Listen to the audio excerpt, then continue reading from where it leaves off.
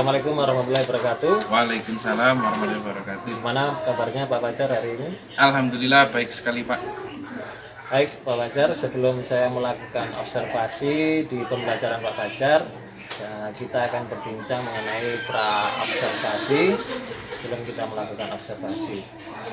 Baik, yang pertama Pak Fajar, tujuan pembelajaran dari Pak Fajar nanti apa? Baik, terima kasih Pak Yuda. Jadi tujuan pembelajaran yang akan saya ambil ada dua Pak. Yang pertama, siswa dapat menjelaskan gerak spesifik passing atas dan passing bawah bola voli. Kemudian yang kedua, siswa dapat melakukan gerak spesifik passing bawah dan passing atas bola voli. Baik, tujuan pembelajaran yang akan dilakukan Pak Fajar yang pertama itu mengetahui passing atas dan passing bawah, dan yang kedua melakukan passing atas dan passing bawah. Mengenai area pengembangan yang ingin Pak Fajar capai pada pembelajaran yang akan nanti Pak Fajar lakukan apa kira-kira? Fokus pengembangan yang coba akan saya lakukan yang pertama pembelajaran berdiferensiasi Pak. Jadi saya coba memenuhi kebutuhan yang dibutuhkan siswa-siswa saya. Dan yang kedua saya juga coba mengembangkan kompetensi sosial emosional. Jadi saya akan mencoba mengkonsep pembelajaran yang mengembangkan pembelajaran sosial emosional. Baik, Pak Fajar nanti fokus pada pembelajaran berdiferensiasi, ya? Ya betul. Yang pertama, untuk yang kedua Pak Fajar ingin mengembangkan bagaimana sih pembelajaran sosial emosional yang terintegrasi pada pembelajaran Pak Fajar itu ya. Betul. Oke, kira-kira nanti untuk pembelajaran berdiferensiasi itu kan ada 3 ini Pak Fajar ya. Ya. Ada konten, proses, dan produk. Ya. Ini kira-kira yang menjadi fokus utama pada pembelajaran Pak Fajar nanti apa? Saya ambil dua Pak. Ambil 2 ya? Ambil berdiferensiasi konten dan proses. Untuk konten nanti saya mengambil media belajar dari dari internet, bisa dari YouTube atau jurnal nanti anak-anak. Kemudian media yang kedua dari buku paket. Kemudian untuk diferensi yang kedua yang saya ambil diferensi proses, nanti anak-anak akan saya buat kegiatan 2 model. Yang pertama kegiatan mandiri dan kegiatan diskusi kelompok. Baik, menarik sekali Pak Fajar. Untuk yang kedua, untuk pembelajaran sosial emosionalnya, kira-kira nanti difokuskan untuk kompetensi sosial emosional yang mana Pak Fajar? Ini saya mencoba 2, mungkin 2 dulu Pak. Yang pertama di kesadaran diri. Nanti kita buat merefresh keyakinan kelas, kemudian dan seterusnya. Untuk kompetensi yang kedua saya ambil keterampilan berelasi. Nanti akan kita coba kembangkan pada kegiatan diskusi kelompok. Baik. Untuk selanjutnya Pak Fajar, ini tentang strategi pembelajarannya. Kira-kira strategi pembelajaran berdiferensiasi dan pembelajaran sosial emosionalnya nanti kira-kira seperti apa Pak Fajar? Untuk strateginya yang seperti tadi saya sampaikan, pertama saya siapkan RPP Pak, program RPP yang terintegrasi dengan pembelajaran berdiferensiasi dan pembelajaran sosial emosional. Kemudian RPP sudah saya susun, saya siapkan media-media pembelajarannya seperti smartphone, buku paket, kemudian jaringan wifi, terus untuk alat peraganya ada bola voli, net, lapangan, fluid, stopwatch. Itu mungkin Pak. Luar biasa sekali Pak Fajar, sudah menyiapkan segala sesuatunya Pak Fajar ya untuk pembelajaran berdiferensiasi. Nah, untuk selanjutnya ini tentang penilaian pembelajarannya Pak Fajar. Kira-kira penilaiannya nanti seperti apa?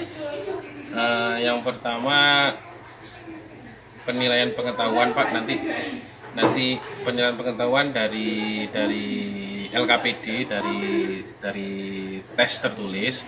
Kemudian yang kedua penilaian keterampilan, nanti berdasarkan anak-anak praktek nanti kita mengamati dengan instrumen instrumen penilaiannya menggunakan belangko penilaian, dan penilaian sikap nanti juga menggunakan belangko penilaian. Baik, Pak Fajar sudah menyiapkan penilaian pengetahuan, penilaian keterampilan dan sikap. Untuk yang terakhir Pak Fajar, sasaran kelas yang akan kita observasi nanti kelas berapa Pak? Untuk kelas saya pakai jenjang kelas 8, insya Allah nanti kita akan praktek di kelas 8B Pak. Oke, untuk hari dan waktu jamnya? Di hari Selasa jam ke-1 sampai jam ke-3. Oke, baiklah Pak Fajar, terima kasih atas kesempatannya hari ini. Sebelum kita melakukan observasi, kita sudah melakukan pra-observasi, kita bisa tahu kira-kira area pengembangan yang akan dilakukan atau dibaguskan oleh Pak Fajar nanti apa, strategi pembelajaran, penilaian, dan sasaran kelas waktu pelaksanaannya sudah kita sepakati bersama. Sampai jumpa lagi kita di hari observasi Pak Fajar ya. Siap. Terima kasih untuk kesempatannya hari ini. Saya ucapkan mohon maaf yang sebesar-besarnya apabila mengganggu waktu Pak Fajar. Assalamualaikum warahmatullahi wabarakatuh. Waalaikumsalam warahmatullahi wabarakatuh.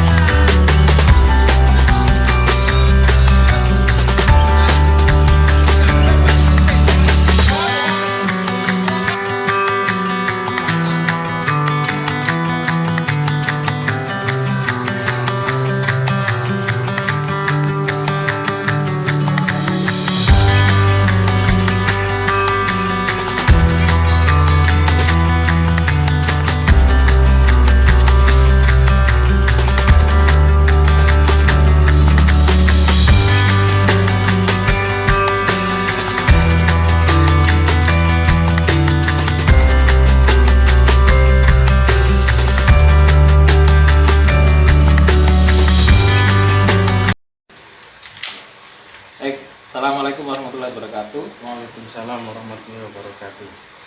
Selamat siang Pak Fajar. Siang Pak. Kita akan melakukan sesi pasca observasi. Setelah kita melakukan observasi bersama tadi di pembelajaran Pak Fajar, hari ini kita akan ngobrol-ngobrol sebentar mengenai tentang pembelajaran yang telah dilakukan Pak Fajar. Keadaannya baik-baik saja Pak Fajar ya? Alhamdulillah baik-baik. Oke. Gimana perasaannya setelah melakukan pembelajaran tadi Pak Fajar? Cukup senang Pak, cukup ya lumayan puas lah tadi. Puas ya? Puas. Mungkin Pak Fajar bisa menceritakan kembali proses pembelajaran yang tadi Pak Fajar lakukan. Tentunya tujuan Pak Fajar yaitu fokus terhadap pembelajaran berdiferensiasi dan penerapan KSE ini dalam pembelajaran. Mungkin Pak Fajar bisa menceritakan kembali proses pembelajaran yang dialami Pak Fajar tadi. Ya, terima kasih Pak. Untuk pembelajaran yang saya lakukan tadi seperti pada umumnya Pak, eh, ada pendahuluan, kemudian kegiatan inti sama kegiatan penutup. Tadi di pendahuluan kita buka dengan salam, berdoa, untuk apa? Menumbuhkan nilai kesadaran diri pada poin KSE, kemudian ada presensi kehadiran, kemudian persepsi, kita sampaikan juga tujuan pembelajarannya, kita motivasi juga, kita kaitkan dengan materi yang kita pelajari. Terus untuk nambah semangat anak-anak juga tadi kita lakukan ice break, pemanasan permainan Pak. Kemudian di kegiatan inti saya bagi anak-anak jadi beberapa kelompok sesuai gaya belajar mereka untuk memenuhi kebutuhan diferensiasi konten. Kemudian kita bagikan LKPD, kita siapkan media pembelajaran baik itu dari sumber buku paket, dari dari internet. Kita siapkan link link YouTube, kemudian link jurnalnya dan seterusnya. Kemudian anak-anak secara mandiri mengerjakan LKPD yang saya sampaikan, yang kita berikan. Setelah itu anak-anak kita kita minta umpan balik apa-apa yang sudah mereka dapatkan, kemudian dan apa yang mereka masih bingung. Nah, di situ nanti tadi kami diskusi. Kemudian setelah selesai mengerjakan LKPD yang pertama, anak-anak kemudian di kegiatan yang kedua saya bagi beberapa kelompok lagi untuk kegiatan praktek melakukan. Yang tadi kan fokusnya ke pemahaman. Nah, kemudian yang melakukan anak-anak saya bagi kelompok tadi sesuai dengan tingkat penguasaan geraknya, khususnya di passing bawah dan passing atas. Kemudian mereka saya bebaskan untuk menemukan model latihan atau program latihan yang sesuai dengan kemampuan mereka, yang sudah bisa, yang belum bisa. Nah, itu sambil kita pandu juga, kita berikan mereka kebebasan untuk memilih model latihan yang cocok untuk mereka. Kemudian setelah pengamatan, setelah mereka latihan, saya berkeliling untuk mengamati perkembangan hasil latihan mereka. Kemudian kegiatan ini selesai, kita tutup dengan refleksi. Dan saya minta umpan balik kembali ke mereka, bagaimana perasaan mereka, terus masukan mereka juga, kemudian pertanyaan dan seterusnya. Kemudian ya sudah, penutup dan saya informasikan lagi untuk kegiatan yang akan dilakukan minggu depan. Itu mungkin Pak. Baik, Pak Fajar, terima kasih. Pak Fajar sudah menceritakan kembali tentang proses pembelajaran yang Pak Fajar lakukan, luar biasa. Saya juga mencatat pada saat observasi tadi, Pak Fajar sudah memunculkan kompetensi sosial emosional, kesadaran diri, manajemen diri, kemampuan berrelasi, dan sampai mengambil keputusan yang bertanggung jawab. Pak Fajar juga sudah melakukan diferensiasi di proses dan di kontennya. Dari situ coba kita identifikasi Pak Fajar ya. Kira-kira hambatan apa yang Pak Fajar alami dari sisi Pak Fajar sebagai guru dan mungkin dari sisi siswa. Mungkin Pak Fajar bisa menceritakan Pak Fajar. Baik Pak. Untuk hambatan saya dari sisi guru, tadi juga saya rasakan beberapa anak itu kurang fokus, juga ada yang beberapa anak itu kurang bersemangat. Mungkin gaya belajar atau model pembelajaran yang tadi saya berikan mungkin masih kurang mengena kepada mereka. Jadi nanti perlu adanya evaluasi dari masukan dari jenengan juga dari anak-anak tadi. Kemudian dari siswa tadi kendala kami ya sama, karena tadi ada yang kurang fokus dan kurang masih gurau, karena mungkin Pak, kebetulan anak-anak kita kan siswanya 100% mondok, kegiatannya juga cukup padat di di sekolah, di pondok. Jadi sepertinya saat di jam sekolah mereka itu ada sebagian yang kelelahan, mungkin kurang tidur dan sebagainya. Jadi itu mungkin hambatan dari saya, dan kelemahannya kalau kita menggunakan teknologi pembelajaran, mereka itu tidak bisa membawa smartphone dari rumah, jadi harus kita siapkan. Sedangkan di sekolah untuk jaringan wifi itu sedikit terbatas lah, karena sekolah besar, kemudian penggunanya juga besar, jadi ada kendala di jaringan wifi. Mungkin itu Pak. Terima kasih Pak Fajar. Kita sudah mengidentifikasi permasalahan yang terjadi pada pembelajaran Pak Fajar, yaitu yang pertama dari Bapak Fajar itu kira-kira strategi pembelajaran yang menarik itu seperti apa gitu Pak Fajar ya. Karena anak-anak menjadi kurang fokus dan kurang bersemangat. Yang kedua, terlalu banyaknya kegiatan bagi anak-anak, terutama karena berbasis pondok.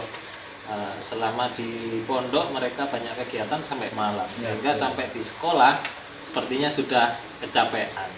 Yang selanjutnya yaitu teknologi informasi. Mereka terhambat karena di pondok itu dilarang membawa HP. Ya, betul. Ya.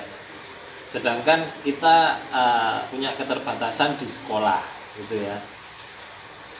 Jadi itu tadi identifikasi permasalahan yang dialami Pak Fajar pada pembelajaran yang Pak Fajar lakukan. Kira-kira rencana apa yang akan Pak Fajar lakukan untuk paling nggak meminimalisir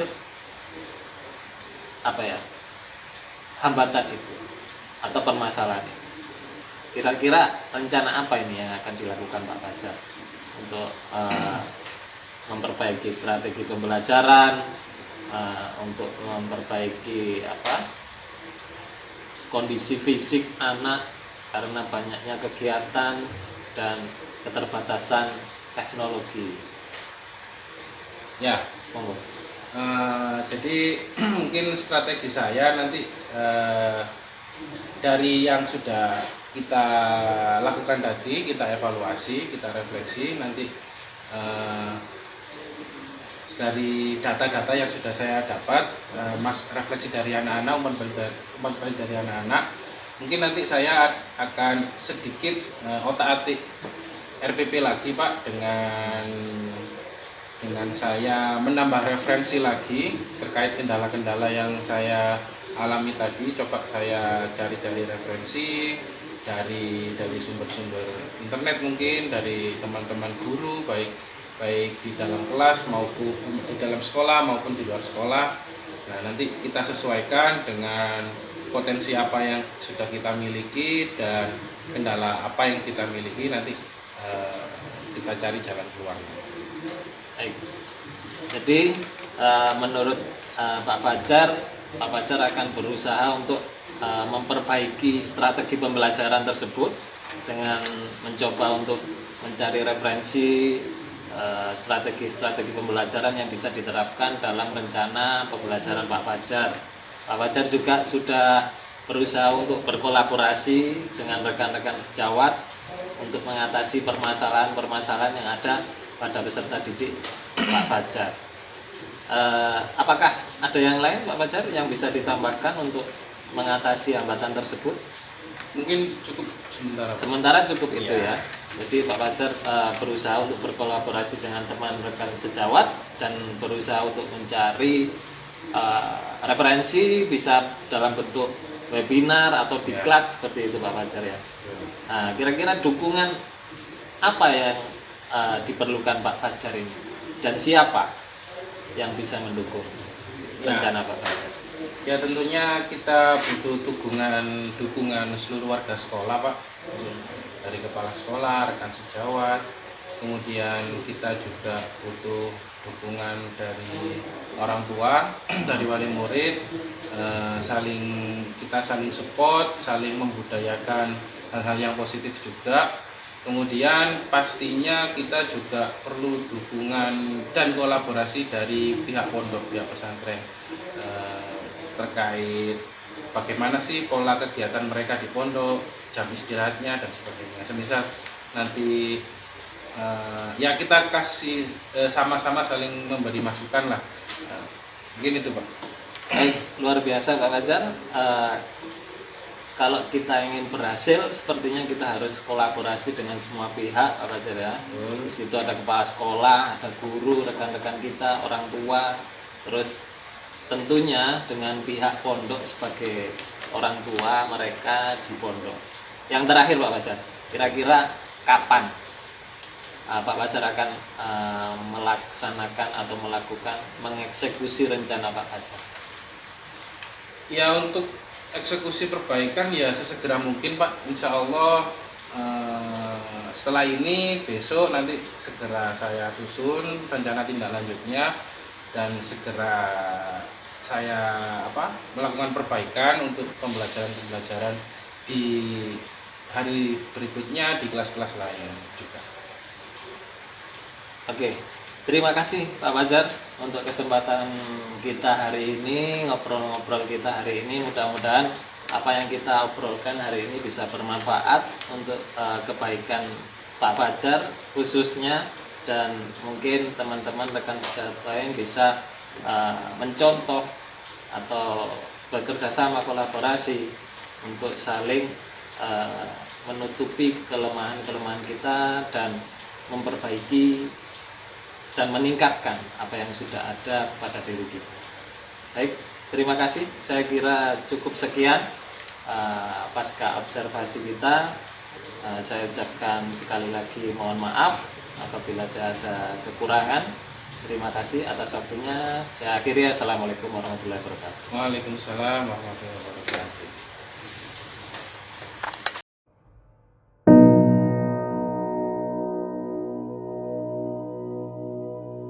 Assalamualaikum warahmatullahi wabarakatuh. Perkenalkan, saya Yuda Dwi Cahyono, CGP Rekognisi Angkatan 11. Kali ini saya akan melakukan refleksi diri setelah latihan coaching bersama Bapak Muhammad Fajar Siddiq, SPD, Guru PJOK SMPN 2 Keraton. Alhamdulillah, luar biasa. Saya sudah melakukan praktek supervisi akademik berbasis coaching dengan rekan sejawat Bapak Muhammad Fajar Siddiq, SPD, Guru PJOK SMPN 2 Keraton. Saya sudah mencoba menerapkan prinsip-prinsip coaching, yaitu kemitraan, memaksimalkan potensi, dan memberdayakan coachee. Setelah mencoba mempraktekkan kompetensi inti coaching, yaitu presence, mengajukan pertanyaan berbobot, dan mendengarkan aktif. Saya juga perlu meningkatkan kemampuan memberikan pertanyaan yang berbobot, yang berasal dari saya mendengarkan aktif jawaban dari si coachee saya. Sebelum melakukan coaching, saya berusaha fokus pada coachee dengan selalu tenang dan mengambil nafas dalam sehingga konsentrasi saya termaksimalkan dengan baik. Yang terakhir, saya akan terus berlatih untuk memperbaiki kemampuan saya melakukan coaching dengan baik bersama rekan sejawat atau dengan murid-murid saya di kelas. Baik, terima kasih. Begitu refleksi diri saya setelah melakukan latihan coaching bersama Bapak Muhammad Fajar Siddiq, SPD. Mudah-mudahan bisa bermanfaat dan saya terus bisa memperbaiki kemampuan coaching saya ke depannya. Terima kasih. Assalamualaikum warahmatullahi wabarakatuh. Assalamualaikum warahmatullahi wabarakatuh. Perkenalkan, saya Muhammad Fajar Siddiq, Guru PJOK SMP Negeri 2 Keraton. akan memberikan umpan balik terhadap kegiatan coaching oleh Pak Yuda selaku coach. Saya sebagai coach merasa nyaman dan rileks berbicara dengan Pak Yuda, sehingga saya bisa menyampaikan unek-unek saya dan sampai saya tidak menyadari bahwa saya bisa dan mampu memaksimalkan ide atau solusi yang berasal dari saya sendiri dengan bantuan atau pertanyaan-pertanyaan dari coach. Pada akhirnya saya merasa lega dan puas bisa menemukan solusi dari permasalahan saya sendiri. Saya mengucapkan banyak terima kasih karena saya telah dibantu untuk menggali ide atau solusi dari diri saya untuk menyelesaikan masalah saya sendiri. Saya berharap coach dapat terus memberikan coaching yang terbaik bagi siapa saja yang membutuhkan bantuannya. Terima kasih. Assalamualaikum warahmatullahi wabarakatuh.